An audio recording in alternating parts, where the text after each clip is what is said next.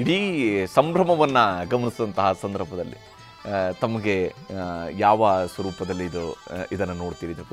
ಒಂದು ಪೂಜಾ ವಿಧಿವಿಧಾನಗಳು ಇವೆಲ್ಲವೂ ಕೂಡ ನಡೆಯುತ್ತೆ ಒಂದು ಭಾಗ, ಆದರೆ ಜನಮಾನಸದಲ್ಲಿ ತುಂಬಿರುವಂತಹ ಸಡಗರ ಮತ್ತು ಅಯೋಧ್ಯೆ ಕಂಗೊಳಿಸಿರುವಂತಹ ಸ್ವರೂಪವನ್ನು ಗಮನಿಸಿದಾಗ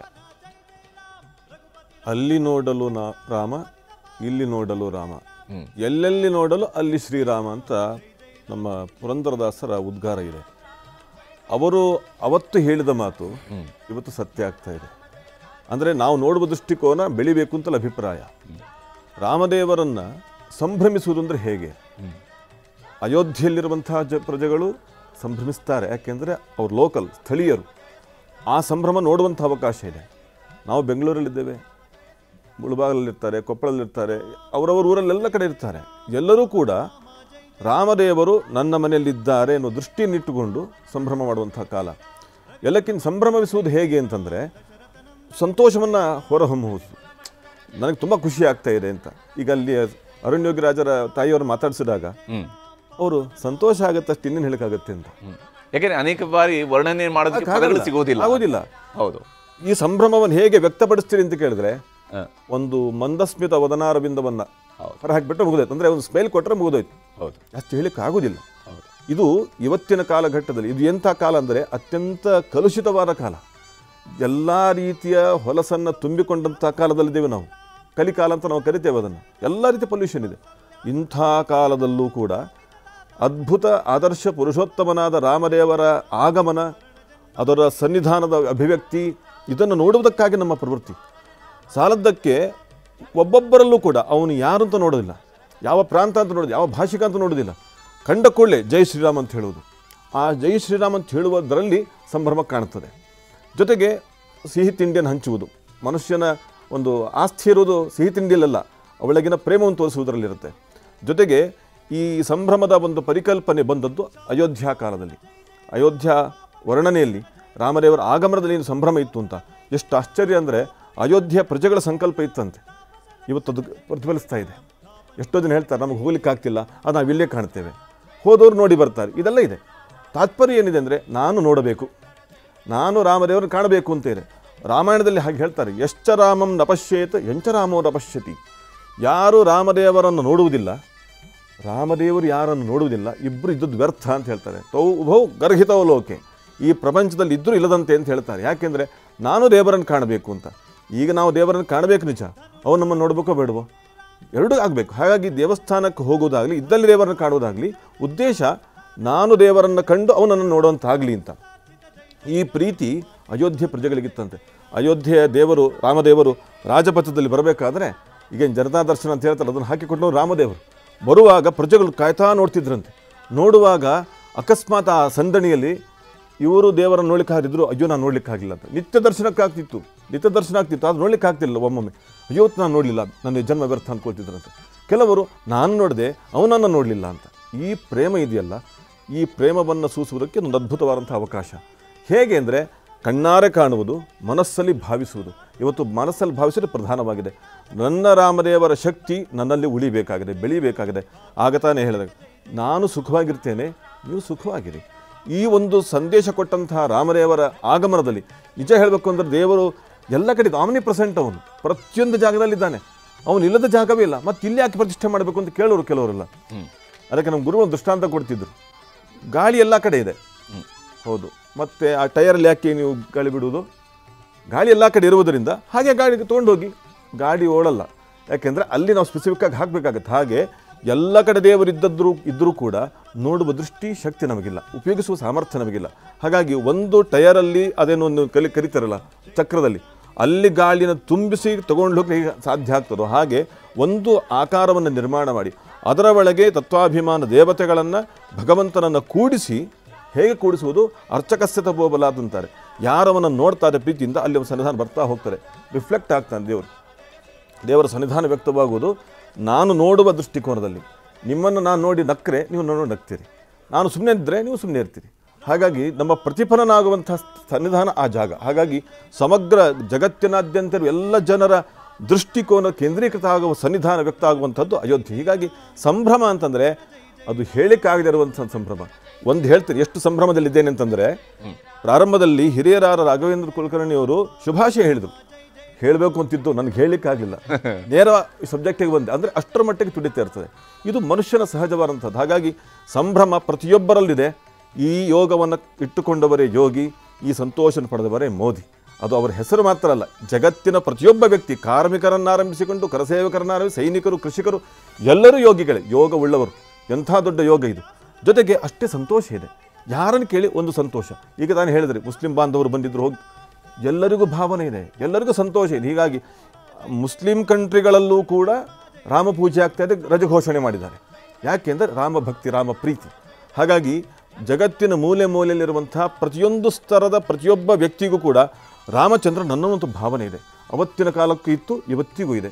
ಹಾಗಾಗಿ ಶಾಶ್ವತವಾದ ಈ ಸಂಭ್ರಮವನ್ನು ಅನುಭವಿಸುವುದಕ್ಕೆ ಶಬ್ದಗಳಿಲ್ಲ, ಕೇವಲ ನೋಡುವುದೋ ಅನುಭವಿಸುವುದೊಂದೇ ಕೆಲಸ. ಅದಕ್ಕಿಂತ ಜಾಸ್ತಿ ಮಾತುಗಳಿಗೆ ಅವಕಾಶ ಇಲ್ಲ. ನಿಜ ನಿಜ ನಿಜ. ರವೀಶ್ ತಂತ್ರಿಯವರೇ, ಕಡೆದಾಗಿ ತಮ್ಮ ಹತ್ರ ಬಹುಶಃ ತಾವು ಬೇರೆ ಪೂಜೆಯಲ್ಲೇನೋ ತೊಡಗಬೇಕಿದೆಯಂತೆ, ಅದಕ್ಕಾಗಿ ತಾವೇನು ಹೇಳ್ತೀರಿ? ಈ ಒಂದು ಸಂಭ್ರಮ ಒಂದು ಕಡೆಯಲ್ಲಿ ಇರುವಂಥದ್ದು, ಮುಂದೆ ರಾಮ ಮಂದಿರದಲ್ಲಿ ಬಾಲರಾಮನ ಪ್ರತಿಷ್ಠಾಪನೆಯ ಫಲ ಯಾವ ಸ್ವರೂಪದ್ದು ಅನ್ನೋದರ ಬಗ್ಗೆ.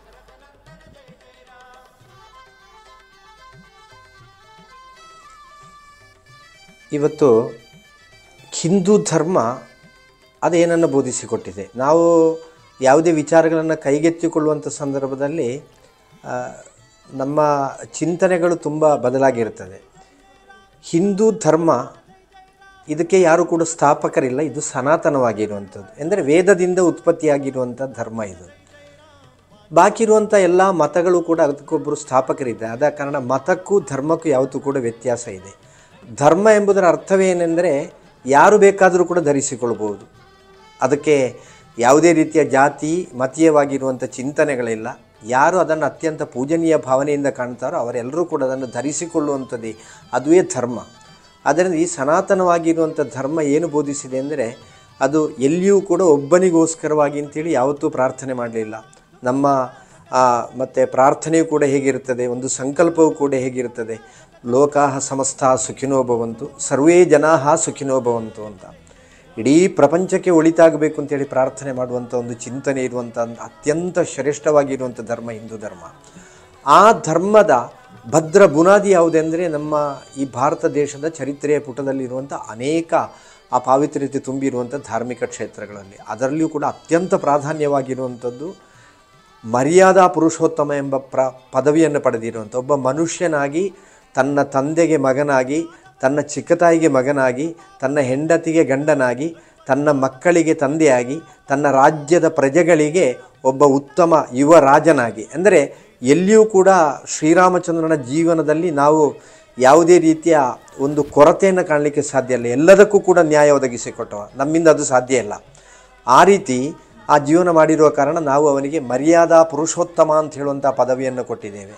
ಅಂತಹ ಆ ಶ್ರೀರಾಮಚಂದ್ರನ ಆ ಬಾಲರಾಮನ ಮತ್ತು ವಿಗ್ರಹ ಪ್ರತಿಷ್ಠಾಪನೆಯಾಗಿ ಅದಕ್ಕೆ ಪ್ರಾಣ ಪ್ರತಿಷ್ಠೆ ಆದ ನಂತರ ಇಡೀ ಪ್ರಪಂಚ, ಕೇವಲ ಭಾರತ ದೇಶ ಮಾತ್ರ ಅಲ್ಲ, ಇಡೀ ಪ್ರಪಂಚವೇ ಈ ಹಿಂದೂ ಧರ್ಮವನ್ನು ಒಪ್ಪಿಕೊಳ್ಳುವಂಥ ಸಂದರ್ಭದಲ್ಲಿ ಇವತ್ತು ಕೇವಲ ತಮ್ಮ ಸ್ವಾರ್ಥಕ್ಕೋಸ್ಕರವಾಗಿ ಮಾತ್ರ, ತಮ್ಮ ಸ್ವಾರ್ಥ ಚಿಂತನೆಗಳಿಗೋಸ್ಕರವಾಗಿ ಮಾತ್ರ ಬಾಕಿ ಎಲ್ಲ ಸಂಸ್ಕಾರ ಪರಂಪರೆಯನ್ನು ಒಪ್ಪಿಕೊಂಡು ಭಾರತೀಯ ಸಂಸ್ಕಾರ ಪರಂಪರೆಯನ್ನು ಅತ್ಯಂತ ವಿರೋಧಿಸುವಂಥ, ಈ ಇಡೀ ಜಗತ್ತೇ ಸಂಭ್ರಮಿಸುವಂಥ ಸಂದರ್ಭದಲ್ಲಿ ಇವತ್ತು ಅಯೋಧ್ಯೆಯಲ್ಲಿ ನಡೀತಾ ಇರುವಂಥ ಆ ಭಗವಾನ್ ಶ್ರೀರಾಮಚಂದ್ರನ ಪ್ರಾಣ ಪ್ರತಿಷ್ಠಾ ಕರ್ಮದ ಬಗ್ಗೆ ಅತ್ಯಂತ ಕೀಳಾಗಿ ಮಾತನಾಡುವಂಥ, ಆ ಕರ್ಮದಲ್ಲಿ ಭಾಗಿಗಳಾಗದೇ ಇರುವಂಥ, ಆ ಕಾರ್ಯವನ್ನು ವಿರೋಧಿಸ್ತಾ ಇರುವಂಥ ಇವರು ಪರಿಪೂರ್ಣವಾಗಿ ಸೋಲುವಂಥ ಪರಿಸ್ಥಿತಿ ನಿರ್ಮಾಣ ಆಗ್ತದೆ. ಅಂದರೆ ಯಾಕೆಂದರೆ ಅಯೋಧ್ಯೆಯ ಭವ್ಯವಾಗಿರುವಂಥ ಆ ಶ್ರೀರಾಮ ಮಂದಿರ ಅದು ರಾಷ್ಟ್ರ ಮಂದಿರವಾಗ್ತದೆ, ಇಡೀ ಪ್ರಪಂಚಕ್ಕಿರುವಂಥ ಒಂದು ಶ್ರದ್ಧಾ ಕೇಂದ್ರವಾಗ್ತದೆ. ಅಲ್ಲಿ ಪ್ರಪಂಚದ ಎಲ್ಲ ಜನತೆಯೂ ಕೂಡ ಜಾತಿ ಭೇದ ಮರೆತು ಬಂದು ಆ ದೇವರಲ್ಲಿಗೆ ಬರುವಂಥ ಸಂದರ್ಭದಲ್ಲಿ ಭಾರತೀಯ ಸಂಸ್ಕಾರ ಪರಂಪರೆಯನ್ನು ಕೀಳಾಗಿ ಕಾಣುವವರೆಲ್ಲರೂ ಕೂಡ ದೂರವಾಗುವಂಥ ಪರಿಸ್ಥಿತಿ ನಿರ್ಮಾಣ ಆಗ್ತದೆ. ಆ ಸಂದರ್ಭದಲ್ಲಿ ನಮ್ಮ ಹಿರಿಯರು ಕಂಡಿರುವಂಥ ಯಾವ ರಾಮರಾಜ್ಯ ಇದೆ, ರಾಮರಾಜ್ಯ ಅಂದರೆ ಇಡೀ ಜಗತ್ತಿಗೆ ಗುರುವಿನ ಸ್ಥಾನದಲ್ಲಿ ಭಾರತ ದೇಶ ಇದ್ದುಕೊಂಡು ಶಾಂತಿಯನ್ನು, ಆ ಶಾಂತಿಯ ಸಂದೇಶವನ್ನು ನೀಡುವಂಥ ರಾಷ್ಟ್ರವಾಗಿ ಇದು ಮುಂದುವರಿತದೆ. ಯಾಕೆಂದರೆ ಇಡೀ ಪ್ರಪಂಚಕ್ಕೆ ಗುರುವಿನ ಸ್ಥಾನದಲ್ಲಿ ನಿಲ್ಲಿಕ್ಕಿರುವ ಕಾರಣ ಏನೆಂದರೆ ಬಾಕಿ ಎಲ್ಲ ದೇಶಗಳು ಒಂದೊಂದು ವಿಚಾರದಿಂದ ಗುರುತಿಸಲ್ಪಡುತ್ತದೆ, ಆದರೆ ಧರ್ಮದಿಂದ, ಆಧ್ಯಾತ್ಮಿಕವಾಗಿರುವಂಥ, ವೈಚಾರಿಕವಾಗಿರುವಂಥ ಪರಂಪರೆಯಿಂದ ಗುರುತಿಸಿಕೊಳ್ಳುವಂಥ ದೇಶ ಪ್ರಪಂಚದಲ್ಲಿ ಇದ್ದರೆ ಅದು ನಮ್ಮ ಹೆಮ್ಮೆಯ ಭಾರತ ದೇಶ ಆಗಿರುವ ಕಾರಣ ಈ ದೇಶದಲ್ಲಿ, ಆ ಅಯೋಧ್ಯೆಯಲ್ಲಿ ಆ ಬಾಲರಾಮನ ಪ್ರತಿಷ್ಠಾಪನೆ ಆದ ನಂತರ ಇಡೀ ಜಗತ್ತಿಗೆ ಗುರುವಿನ ಸ್ಥಾನದಲ್ಲಿ ಭಾರತ ನಿಲ್ಲುವಂಥ ಪರಿಸ್ಥಿತಿ ನಿರ್ಮಾಣ ಆಗ್ತದೆ. ನಮ್ಮ ಹಿಂದೆ ಸಮಾಜದ ಪರಿವರ್ತನೆಗೆ ಒಬ್ಬ ಸ್ವಾಮಿ ವಿವೇಕಾನಂದರು, ಒಬ್ಬ ಆದಿ ಶಂಕರಾಚಾರ್ಯರು, ಒಬ್ಬ ಮಧ್ವಾಚಾರ್ಯರು, ಈ ರೀತಿ ಅನೇಕ ಧರ್ಮಗುರುಗಳು ಬಂದರು. ಈಗ ಇತ್ತೀಚಿನ ಕಾಲ ಪರಂಪರೆಯಲ್ಲಿ ಚಿನ್ಮಯಾನಂದ ಸ್ವಾಮೀಜಿಯವರು, ಈ ರೀತಿ ನಿತ್ಯಾನಂದ ಸ್ವಾಮೀಜಿಯವರು ಈ ರೀತಿ ಸಾಧನೆ ಮಾಡಿದವರು ಬಂದರು. ಸಾಮಾಜಿಕವಾಗಿರುವಂಥ ಪರಿವರ್ತನೆಗೆ ರಾಷ್ಟ್ರೀಯ ಸ್ವಯಂ ಸೇವಕ ಸಂಘದ ಸಂಸ್ಥಾಪಕರಾಗಿರುವಂಥ ಡಾಕ್ಟರ್ ಹೆಡ್ಗೇವಾರ್ಜಿಯವರು ಬಂದರು. ಈಗ ಇವತ್ತು ನಮ್ಮ ರಾಜಕೀಯವಾಗಿರುವಂಥ ಪರಿವರ್ತನೆಗೆ, ರಾಜಕೀಯ ದ್ವೇಷಗಳು ಯಾರೇ ವಿರೋಧಿಸಿದರೂ ಕೂಡ, ಒಂದು ವೇಳೆ ನರೇಂದ್ರ ಮೋದಿಜಿಯವರು ಇಷ್ಟೆಲ್ಲ ಸಾಧನೆಗಳು ಮಾಡಿದರೆ ಇಡೀ ಪ್ರಪಂಚದಲ್ಲಿ ಗುರುತಿಸಲ್ಪಡುವಂತೆ ಇರಲಿಕ್ಕೆ ಕಾರಣ ಅವರು ಕೇವಲ ಒಬ್ಬ ರಾಜಕೀಯ ವ್ಯಕ್ತಿ ಅಲ್ಲ, ಅವರ ಆಂತರಿಕವಾಗಿಯೂ ಕೂಡ ಆಧ್ಯಾತ್ಮಿಕವಾಗಿರುವಂಥ ಶಕ್ತಿ ಇದೆ, ಅವರಲ್ಲಿ ಪವಿತ್ರವಾಗಿರುವಂಥ ಭಕ್ತಿ ಇದೆ, ಶ್ರದ್ಧೆ ಇದೆ, ವಿಶ್ವಾಸ ಇದೆ. ಹಾಗಿರುವ ಕಾರಣ ಅವರನ್ನು ಇವತ್ತು ಯಾರೇ ಹಿಟ್ಲರ್ ಅಂತ ಹೇಳಿದರೂ ಕೂಡ ಅವರು ಇಡೀ ಪ್ರಪಂಚಕ್ಕೆ ಒಪ್ಪುವಂಥ ನ್ಯಾಯಸಮ್ಮತವಾಗಿರುವಂಥ ವೈಚಾರಿಕವಾಗಿರುವಂಥ ಚಿಂತನೆಗಳೊಂದಿಗೆ ಮುಂದುವರಿತಾ ಇದ್ದಾರೆ. ಇನ್ನು ಭವಿಷ್ಯತ್ತಿನಲ್ಲಿ ಇಂಥ ಹಲವಾರು ಮೋದಿಗಳು ಖಂಡಿತ ಭಾರತದಲ್ಲಿ ಇರ್ತಾರೆ. ತನ್ಮೂಲಕವಾಗಿ ಭಾರತ ಧಾರ್ಮಿಕವಾಗಿ, ಸಾಮಾಜಿಕವಾಗಿ, ರಾಜಕೀಯವಾಗಿ ಎಲ್ಲ ವಿಚಾರದಲ್ಲಿ ಕೂಡ ಪ್ರಪಂಚಕ್ಕೆ ಗುರುವಿನ ಸ್ಥಾನದಲ್ಲಿ ನಿಲ್ಲುವಂಥ ಒಂದು ಅಮೃತ ಗಳಿಗೆ ಭವಿಷ್ಯತ್ ಕಾಲದಲ್ಲಿ ಬರ್ತದೆ. ಆ ಸಂದರ್ಭದಲ್ಲಿಯೂ ಕೂಡ ನಾವೆಲ್ಲರೂ ಕೂಡ ಬದುಕಿದ್ದು ಆ ರಾಮರಾಜ್ಯ ಎಂದರೆ ಹೇಗಿರಬೇಕು, ರಾಮರಾಜ್ಯ ಎಂದರೆ ಹೇಗಿದೆ ಎಂಬುದನ್ನು ಅನುಭವಿಸುವಂಥ ಸೌಭಾಗ್ಯವನ್ನು ಭಗವಂತ ನಮಗೆಲ್ಲ ಕೊಡಲಿ ಎಂಬುದೇ ನಮ್ಮ ಪ್ರಾರ್ಥನೆ. ಕನ್ನಡಿಗರ ನೆಚ್ಚಿನ ನ್ಯೂಸ್ 18 ಕನ್ನಡ ಈಗ ವಾಟ್ಸ್ಆಪ್ನಲ್ಲೂ ಲಭ್ಯ. ಕರ್ನಾಟಕ, ದೇಶ ವಿದೇಶಗಳ 360 ಡಿಗ್ರಿ ಸುದ್ದಿಯ ವಿವರಗಳನ್ನ ನಿಮ್ಮ ಕೈ ಬೆಳುಗಳಲ್ಲೇ ಪಡಿಲಿಕ್ಕೆ ಈ QR ಕೋಡ್ ಅನ್ನ ಸ್ಕ್ಯಾನ್ ಮಾಡಿ, ನಮ್ಮ ಚಾನಲ್ ಫಾಲೋ ಮಾಡಿ, ನೋಟಿಫಿಕೇಶನ್ ಆನ್ ಮಾಡಿ.